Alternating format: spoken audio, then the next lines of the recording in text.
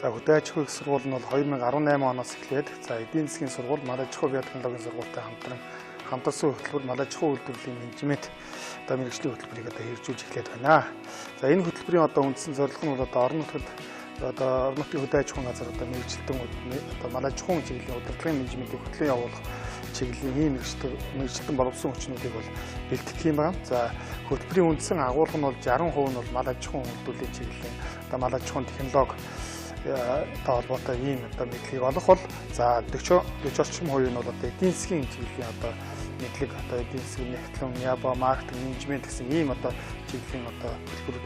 хичээлүүдийг үзүүлж за малай аж ахуйн үйлдвэрлэлийн менежмент гэсэн хөтөлбөрөөр суралцах юм аа. За энэ хөтөлбөрийн маань одоо үндсэн одоо давуу тал нь юу гэхээр нэгдүгээр одоо Монгол орн бол малай аж ахуйн орн. За малай аж ахуйн үйлдвэрлэл маань Монгол орны одоо бүхэл сум одоо аймаг сумдуудад байгаа хөдөө аж ахуйн газар, хөдөө аж ахуйн таск уудад одоо малай аж ахуйн мэргэжилтэн хийх. За мөн одоо хуурай бие дааж одоо малын үржүүлэх технологиг нэгж байгуулж ажиллах. За мөн одоо томоохон фермер аж ахуйн нэгжүүдэд бол одоо менежер, за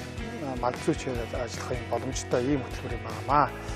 За тэгэхээр энэ хөтөлбөрөөс ууснаар мөн одоо гадаадын олон улсын байгууллага, за мөн одоо манай их сургуулийн хамтарсан хөтөлбөрүүдээр одоо мөн одоо Оросын улсын улс, Солонгос улс, за мөн бүгд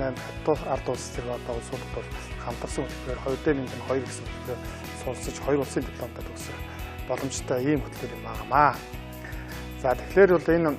одоо 2017 онд батлагдсан Монгол малын генетик медицины тухай хуулийн хүрээнд бол